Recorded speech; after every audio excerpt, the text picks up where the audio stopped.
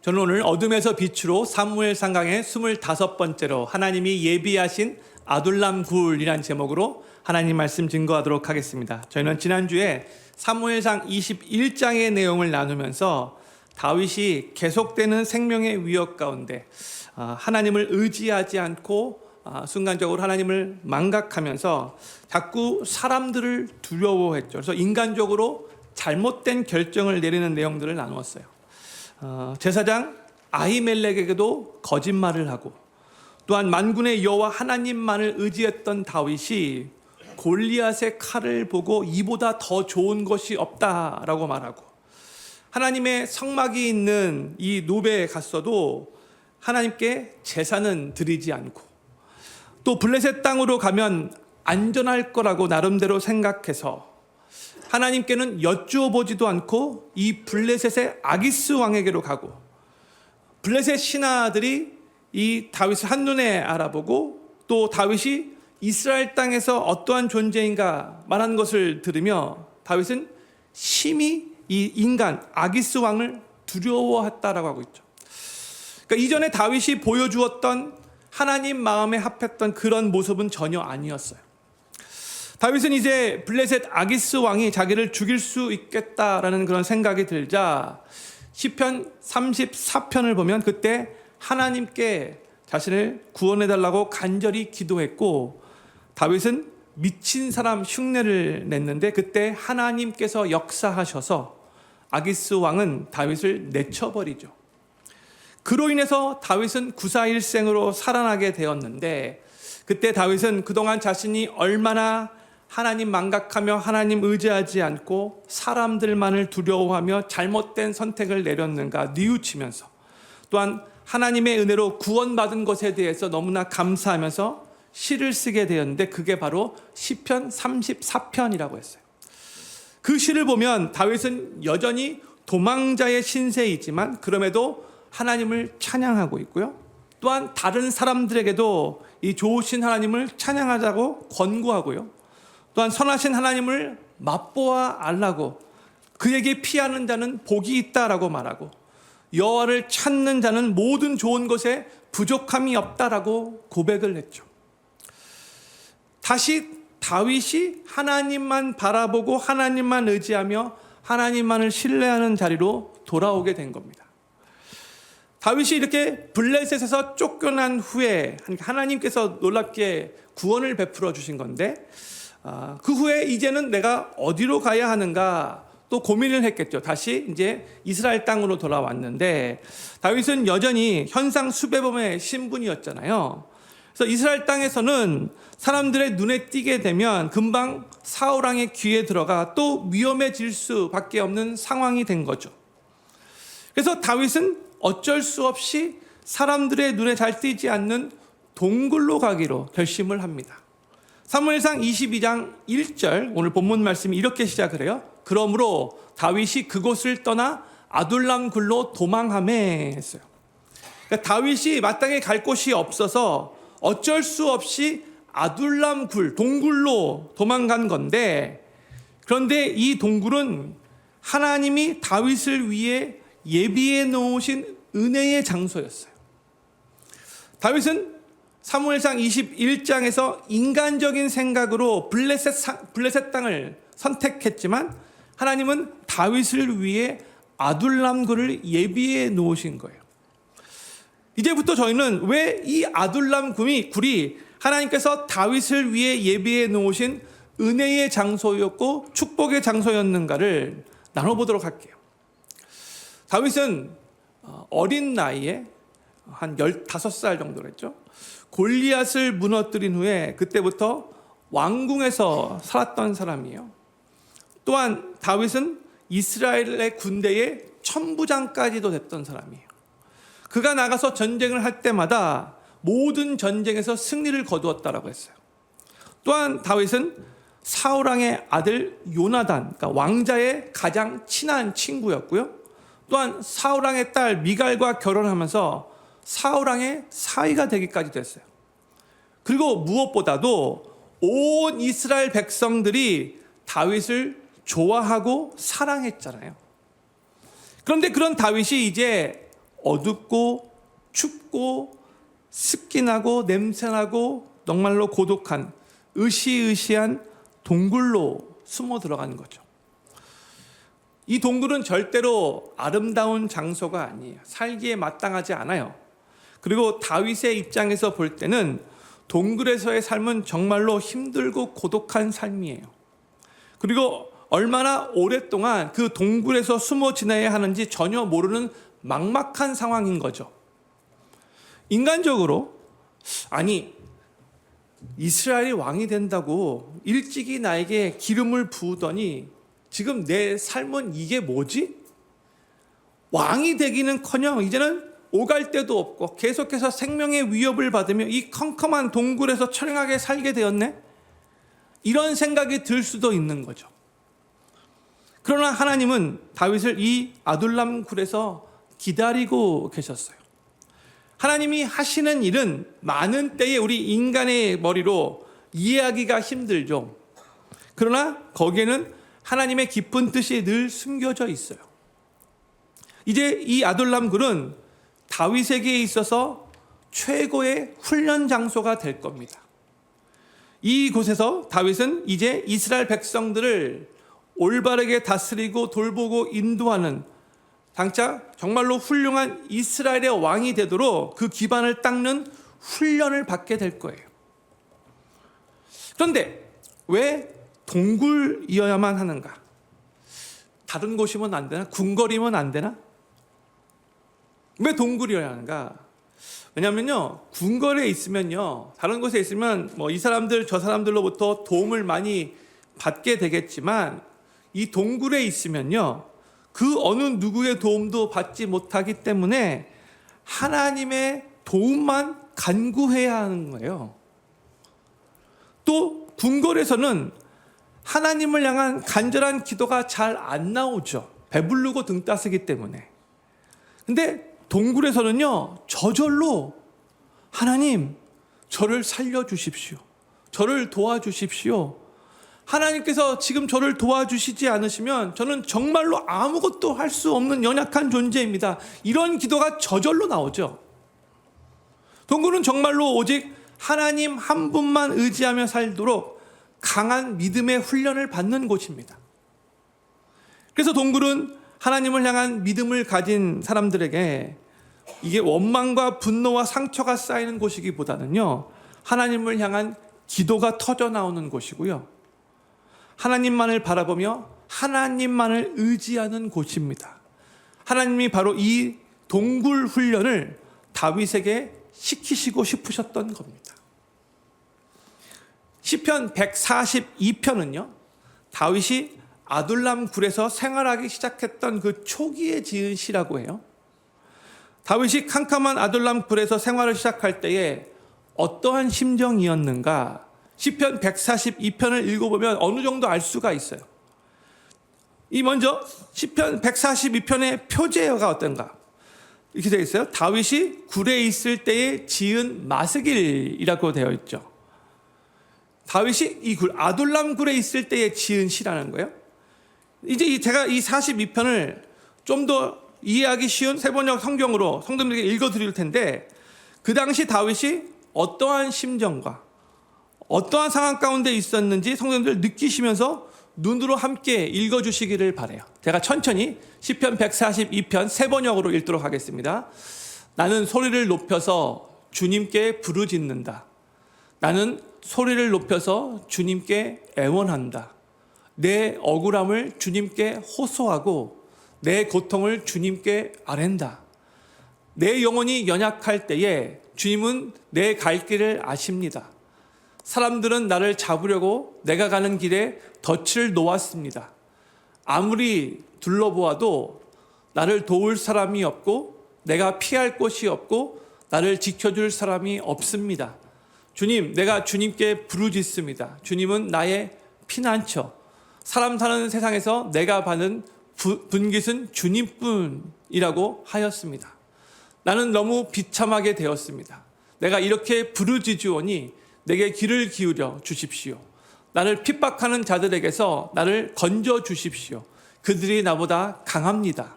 내 영혼을 감옥에서 끌어내 주셔서 주님의 이름을 찬양하게 해 주십시오. 주님께서 내게 넘치는 은혜를 베푸시니 의인들이 나를 감싸줄 것입니다. 아멘.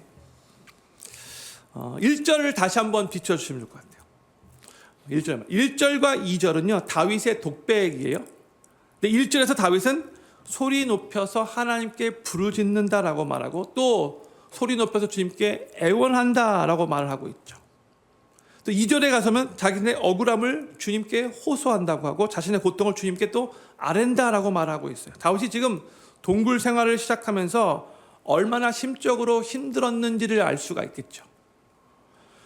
3절과 4절에서는 다윗이 지금 처해 있는 상황을 하나님께 아뢰는 내용을 기록한 거예요. 그래서 1절과 2절은 이제 자기 스스로 독백이기 때문에 좀 반말이지만 이제는 존댓말이 나와요. 3절에서 다윗은 자신이 연약하고 또한 사람들이 자기를 잡으려고 덫을 놓았다라고 하고 있죠. 4절에서는 자신을 도울 사람이 없다, 자신이 피할 곳도 없다, 또 자신을 지켜줄 사람이 없다라고 말을 하고 있어요. 동굴이기 때문에 이런 고백이 나오는 거죠. 5절부터는 다윗이 간구하는, 하나님 앞에 기도하는 내용이 기록되어 있는데, 그런데 힘든 상황에서 다윗은 지금 하나님만 의지하며 주님은 나의 피난처가 되시고 오직 주님만이 나의 분깃이라고 고백을 하고 있어요. 오직 주님만이 나의 분깃이다라는 이 말은요, 다윗이 지금 자신이 갖고 있는 뭐 그런 유산, 물질, 그런 지위가 아니라 하나님만이 자신의 진정한 기업이시고 소유가 되시고 삶의 전부가 되신다는 것을 이렇게 고백을 하고 있는 거예요. 그러면서 6절에서 다윗은 자신이 너무나 비참하게 되었다고, 하나님께 건져달라고, 저들이 너무나 강하다라고 이렇게 말하고 있죠. 그러면서 7절에서는 내 영혼의 감옥에서 자신을 끌어내달라고 기도합니다. 구원해달라는 거예요. 지금 감옥 가운데 너무나 힘든데 하나님 도와주십시오. 그러면서 맨 마지막에는요, 주님께서 내게 넘치는 은혜를 베푸실 것이고 의인들이 자신을 감싸줄 것이다, 미래형으로 말하고 있는, 이게 믿음의 고백으로 이렇게 이 시를, 시편 142편을 다윗이 마무리합니다. 이게 바로 다윗이 아둘람 굴에서 생활하던 초기에 쓴 시인데, 바로 이러한 시간이 다윗에게 꼭 필요했다라고 그렇게 하나님이 생각하셨기에 하나님이 이 다윗에게 동굴 훈련을 시키신 거예요. 형님들, 이게 참 괴롭게 느껴지잖아요. 근데 하나님은요, 하나님을 믿는 성도들이 바로 이러한 시간이 필요하다는 것을 아시고 우리들에게도 이러한 동굴 훈련을 시키시는 거 아십니까? 갑자기 캄캄해지고 그 끝을 알 수 없는 동굴이 우리 삶에 다가올 때가 있어요. 그렇죠? 그것이 나의 실수일 때문일 수도 있고 하나님이 의도적으로 그렇게 우리를 이끌어갈 수도 있는 거예요. 건강에 문제가 생길 때, 가정에 해결하기 힘든 불화가 계속될 때, 사랑하는 자녀들이 속을 썩이며 계속해서 부모가 원하는 길로 가지 않고 방황할 때, 사업에 문제가 생기거나 혹은 직장에서 위기를 경험할 때, 사람들과의 관계가 깨지고 사람들로부터 계속해서 상처를 받을 때, 하나님의 뜻대로 살고 싶은 마음은 있지만 계속 반복되는 죄를 지어서 삶이 얽매여졌을 때 우리는 동굴을 경험하게 되죠. 우리에게 이 동굴의 경험은 참으로 힘들고 괴로운 시간입니다. 하루 속히 벗어나고 싶은 시간이에요. 내 힘으로는 아무것도 할 수 없다고 나의 연약함을 고백하는 시간이에요. 그렇기 때문에 그 동굴을 하나님께 부르짖으며 하나님만을 간절히 찾는 시간이 되는 거고요. 그리고 그 과정을 통해 결국 하나님을 깊이 경험하고 만나는 시간이 되는 거예요. 결국 이 마지막 요것 때문에 그런 거죠. 하나님을 경험하고 만나게 하기 위해서 이 동굴의 경험을 허락하시는 거죠. 우리의 삶에 이 동굴이 없다면 우리는 하나님을 간절히 찾지 않아요. 우리 인간의 모습이에요. 그리고 하나님만을 전적으로 의지하지 않아요. 이 동굴의 경험이 없으면. 그리고 또 동굴을 통해서만 경험할 수 있는 특별한 하나님의 은혜가 있어요. 그렇기 때문에 우리를 영적으로 하나님께서 훈련시키기 위해서 우리를 동굴로 인도할 때가 있는 거예요. 그리고 그 동굴에서 하나님의 손길이 우리를 기다리고 있다는 것을 기억해야 돼요. 하나님은 동굴에서 다윗을 영적으로 훈련시키시기 원하셨는데 먼저 전혀 예상치 못했던 일이 일어납니다. 제가 22장 1절 다시 한번 처음부터 끝까지 읽을게요. 그러므로 다윗이 그곳을 떠나 아둘람 굴로 도망하며 그 형제와 아비의 온 집이 듣고는 그리로 내려가서 그에게 이르렀고 했어요. 아둘람 굴에 다윗이 숨어 있다는 그 얘기를 듣고 다윗의 형제와 아비의 온 집이 왔다라고 하고 있죠. 왜 왔을까요? 현실적으로는요, 이스라엘의 왕이 사울 왕이 다윗을 죽이겠다라고 현상 수배대로 찍어 놓았는데 그러면 그 가족들도 불안해질 수밖에 없는 거잖아요. 정신적으로 지금 광기의 상태에 있었던 사울 왕인데 지금 다윗의 가족들까지도 언제 해칠지 모르는 상황이에요. 그래서 그들도 불안한 마음으로 다윗을 찾아온 거죠. 현실적으로 그래요. 그런데 이게 현실적인 이유이긴 하지만 또 하나님은 이걸 통해서 계획해 놓으신 게 있어요. 형님들, 다윗의 부모와의 관계, 또 다윗의 그 형들과의 관계가 어떠했는지 기억하시죠?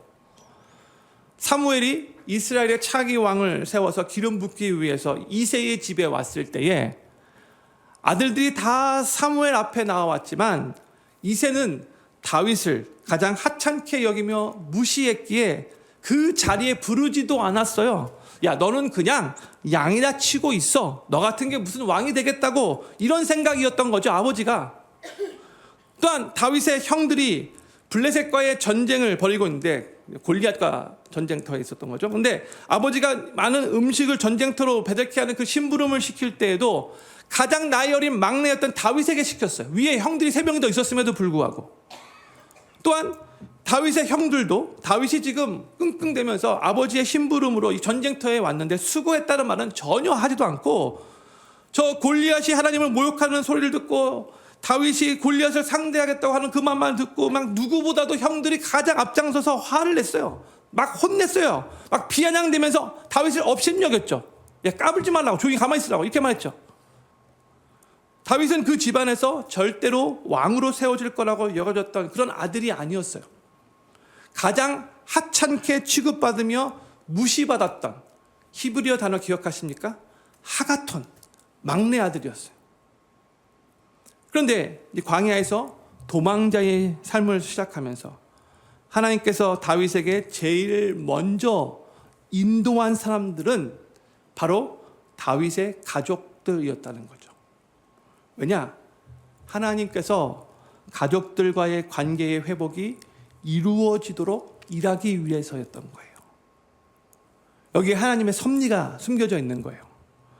이게 왜 중요하냐면요, 나중에 다윗이 이스라엘의 왕이 될 때에 부모와 형제들 간의 관계가 여전히 깨어진 상태에 별로 좋지 않은 그런 관계에 있다면 온 이스라엘을 온전히 다스리는 왕이 되는 것이 힘들다는 것을 하나님이 아셨기에 하나님이 제일 먼저 이 가족의 회복을 이루어 주시기 원하셨다는 거예요.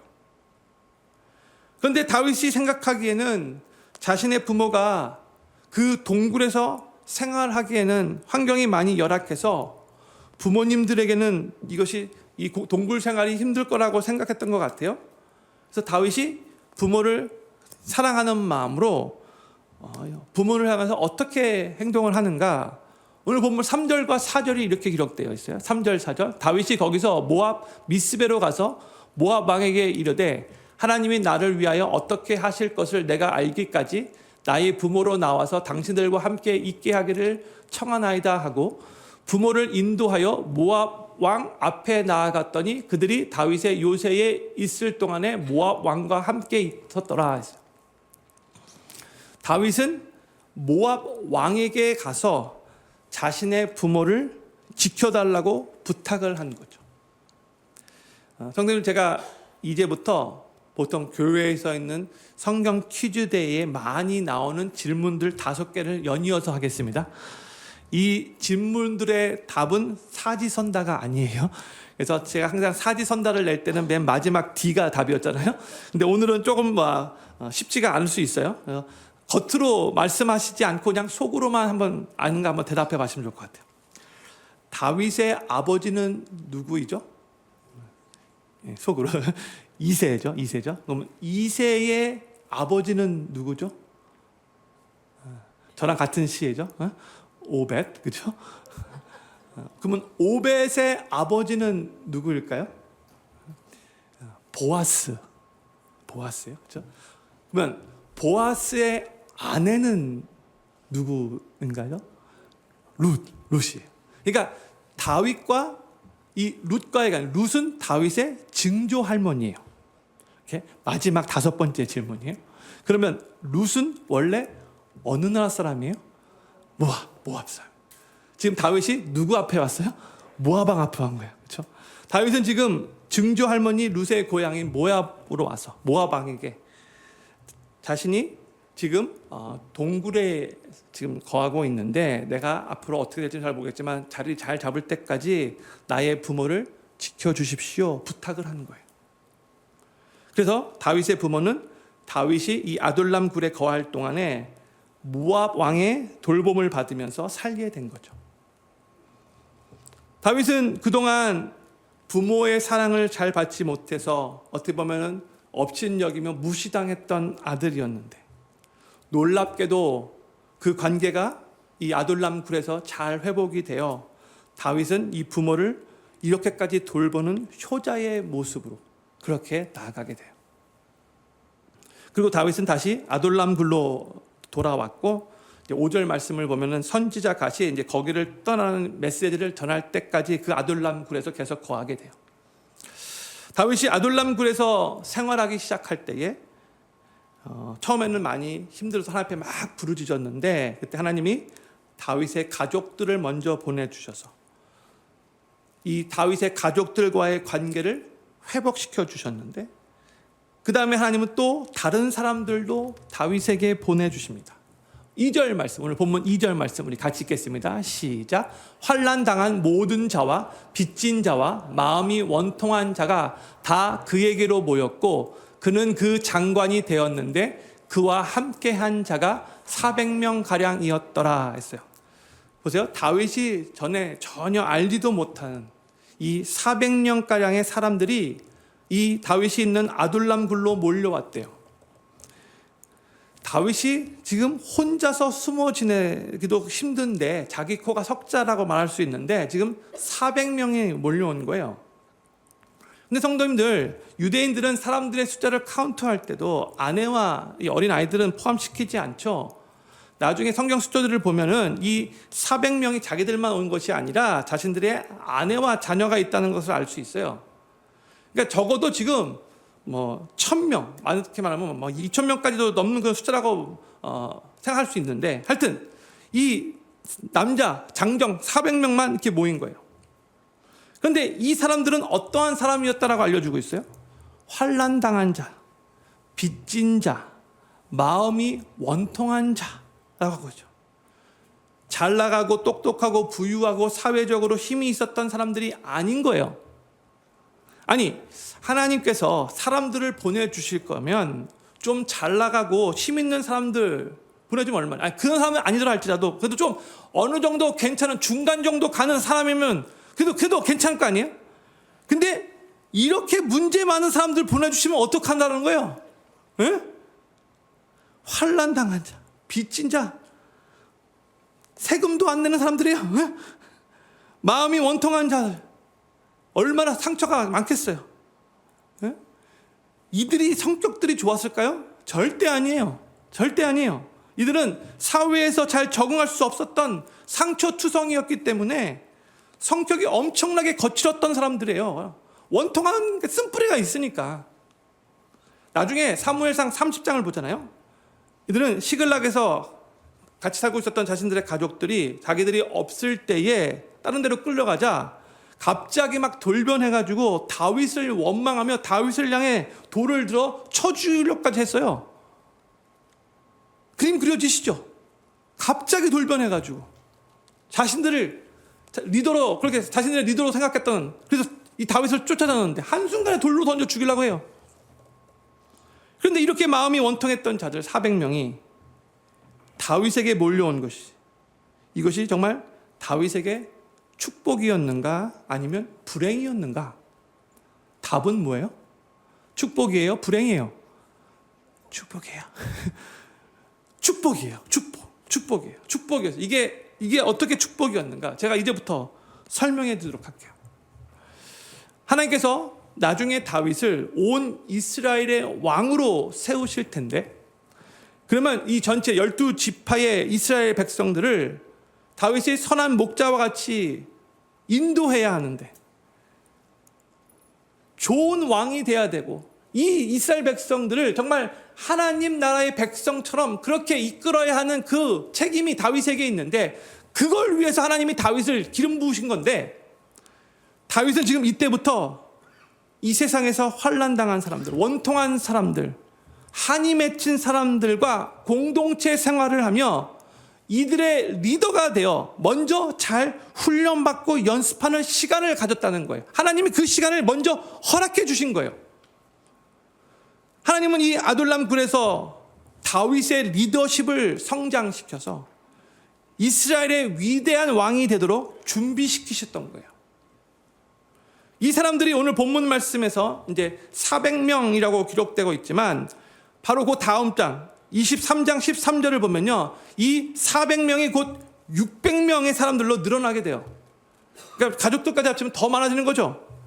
이 다윗이 사람들을 보면서 처음에는 정말 원통한 자들, 막 상처투성이 이런 자들인데, 그들이 다윗과 함께 공동체 생활하면서 점점 아름답게 변화되어가는 것을 보게 돼요. 훗날 다윗이 전쟁터에서 전쟁이 길게 지속되니까 너무나 지쳐서 그냥 혼잣말로, 내 고향 땅에 그 베들레헴 우물 물 한 잔만 마시면 너무나 좋겠다, 그냥 혼잣말로 그냥 한 거거든요. 그런데 다윗의 용사 3명이 그 말을 저쪽에서 듣고 다윗 몰래 목숨 걸고 적진을 뚫고 베들레헴에 가서 그 우물물을 떠서 다윗에게 가져다 줘요. 형님, 이게 보통 일이 아닌 거예요. 지금 전쟁 중이에요.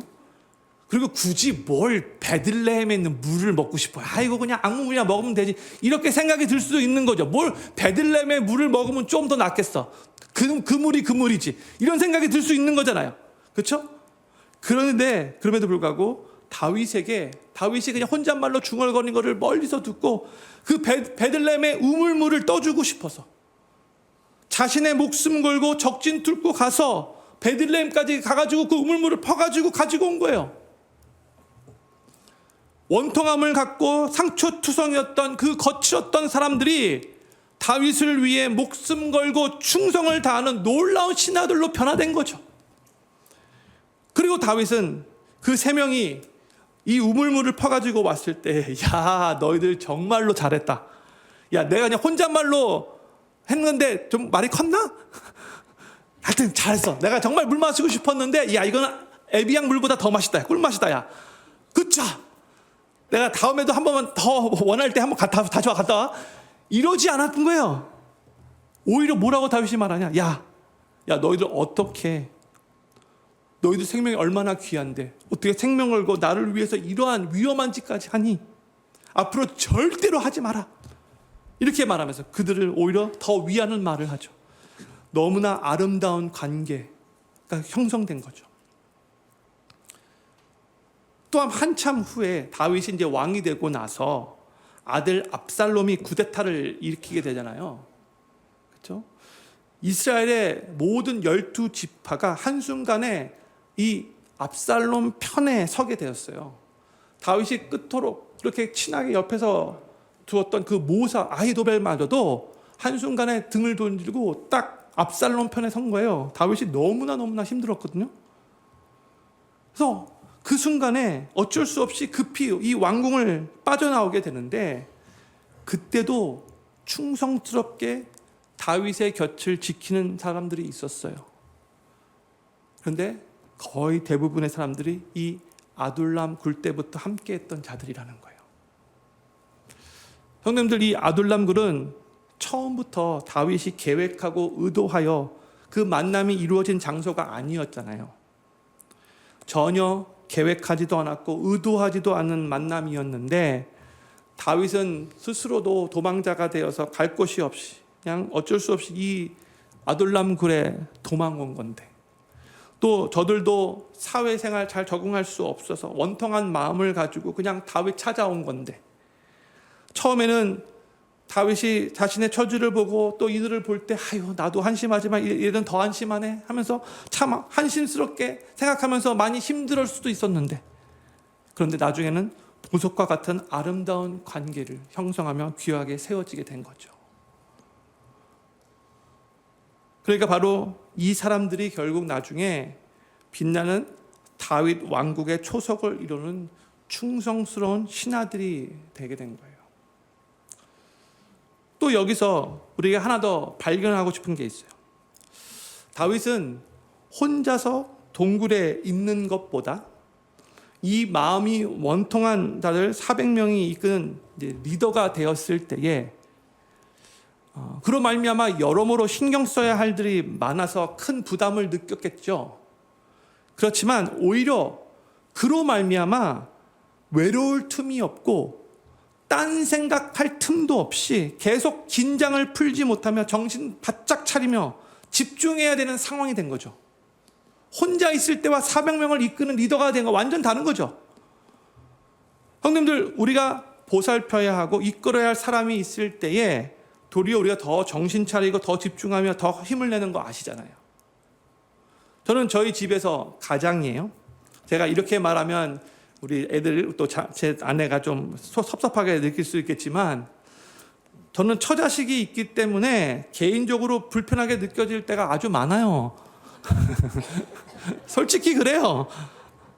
물론 가족들로 인해서 감사하고 행복한 정도 정말 많이 있지만 항상 그런 것만은 아니죠. 아마 성도님들 다 동의하실 거예요. 그렇죠? 예를 들어서 제 아이들이 어렸을 때에 가족들이 함께 휴가를 가잖아요. 이건 휴가가 아니에요. 저는 거기서 더 고생하다가 돌아와요. 가족 휴가를 다녀와서 저의 개인적인 휴가가 더 필요해요. 그런데도 저는요, 제가 돌봐야 하는 가족들이 있기 때문에 그 가족들을 생각하면서 오히려 나 혼자면은 그냥 괜찮겠다 하겠지만, 이 가족들이 있기 때문에 토끼 눈을 뜨고 저를 바라보는 이들이 있기 때문에 오히려 더 정신 차릴 수밖에 없어요. 내가 이러면 안 되지. 내 가장으로서 이러면 안 되지. 더 집중하게 돼요. 더 올바르고 더 성숙한 생각을 할 수밖에 없어요. 처자식 때문에. 성도님들, 내 한 몸 추스르기도 힘들다고 생각이 되는데, 정말 내 코가 석자인데 그럼에도 내가 책임져야 하고 내가 이끌어야 하고 내가 돌봐야 할 사람이 있다는 것은 때로는 큰 부담감으로 느껴지지만, 그럼에도 불구하고 결론적으로 볼 때에 그들로 인해서 우리의 삶은 더 성장하게 되고 더 성숙해지고 더 삶을 집중하며 더 올바른 길로 가게 되는 축복이 된다는 것을 기억하시기 바랍니다. 다윗이 아둘람 굴에서 혼자 생활하고 있었을 때에 환난 당한 자, 빚진 자, 마음이 원통한 자 400명 이상이 몰려왔는데, 이것이 어떻게 다윗에게 축복이 되었는가? 짧게 4가지로 이렇게 요약할 수 있어요. 첫 번째, 다윗의 리더십을 성장시키는 기회가 되었고요. 두 번째, 다윗의 왕국을 이루는 초석이 되었고요. 세 번째, 다윗에게 충성스럽고 헌신적인 공동체를 만들어 주었고요. 마지막 4번째, 다윗의 삶을 더 성숙해 하고 더 집중케 하며 더 힘을 내게 해 주었어요. 그렇기 때문에 이것이 다윗에게 엄청난 축복인 거예요. 다윗은 그 당시에 몰랐겠죠. 정말 몰랐을 거예요. 그런데 결과적으로 볼 때 이런 놀라운 축복이 다윗의 삶에 임했어요. 아까 저희는 시편 142편을 읽었죠. 시편 142편은 다윗이 아둘람 굴 생활을 시작했던 초기에 기록한 시인데, 다윗이 아둘람 굴에 몰려든 이 400명 이상의 사람들을 품고 하나님의 동굴 훈련의 그 의미를 어느 정도 깨닫고 하나님께서 앞으로 하실 일들을 이제 믿음으로 바라보면서 또 하나님께 드린 기도의 시가 있는데 그건 바로 시편 57편이에요. 시편 57편의 표제가 이렇게 되어 있어요. 다윗의 믹담시, 다윗이 사울을 피하여 굴에 있던 때에, 아둘람 굴을 말하는 거예요. 제가 이 시를 천천히 읽을 텐데 성도님들 이제는 이 동굴 훈련을 통해서 다윗이 얼마나 영적으로 성숙해졌는가를 보시며 이 다윗의 고백이 또 성도님들의 고백이 되기를 소망하는 마음으로 눈으로 함께 읽어주시기를 바랍니다. 시편 57편. 하나님이여 나를 긍휼히 여기시고 나를 긍휼히 여기소서. 내 영혼이 주께로 피하되 주의 날개 그늘 아래서 이 재앙이 지나기까지 피하리이다. 내가 지극히 높으신 하나님께 부르짖으며 곧 나를 위하여 모든 것을 이루시는 하나님께로다. 저가 하늘에서 보내사 나를 삼키려는 자의 비방에서 나를 구원하실지라. 하나님이 그 인자와 진리를 보내시리로다. 내 혼이 사자 중에 처하며 내가 불사르는 자 중에 누웠으니 곧 인생 중에라. 저희 이는 창과 살이요 저희 혀는 날카로운 칼 같도다. 하나님이여 주는 하늘 위에 높이 들리시며 주의 영광은 온 세계 위에 높아지기를 원하나이다. 저희가 내 걸음을 장애하려고 그물을 예비하였으니 내 영혼이 억울하도다. 저희가 내 앞에 웅덩이를 팠으나 스스로 그 중에 빠졌도다.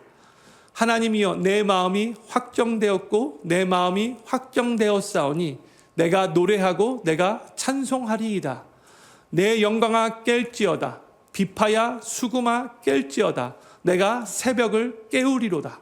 주여 내가 만민 중에 주께 감사하오며 열방 중에서 주를 찬송하리이다. 우리 10절과 11절은 우리 같이 읽겠습니다. 시작. 대저 주의 인자는 커서 하늘에 미치고 주의 진리는 궁창에 이르나이다. 하나님이여 주는 하늘 위에 높이 들리시며 주의 영광은 온 세계 위에 높아지기를 원하나이다. 아멘. 이 시편 57편을 토대로 만든 찬양 중에 유명한 찬양이 내가 만민 중에죠. 내가 만민 중에 바로 요 10절 11절을 토대로 만든 찬양이에요. 그렇죠? 근데 보세요. 이게 지금 여전히 아둘람 굴에서 생활하고 있었던 다윗의 고백이잖아요. 하나님이여 주는 하늘 위에 높이 들리시며 주의 영광은 온 세계 위에 높아지기를 원하나이다. 다윗이 이렇게 자신의 그 처해 있는 환경보다도 하나님의 영광을 더 생각하고 있는 그런 모습으로 지금 성화되고 있는 거예요.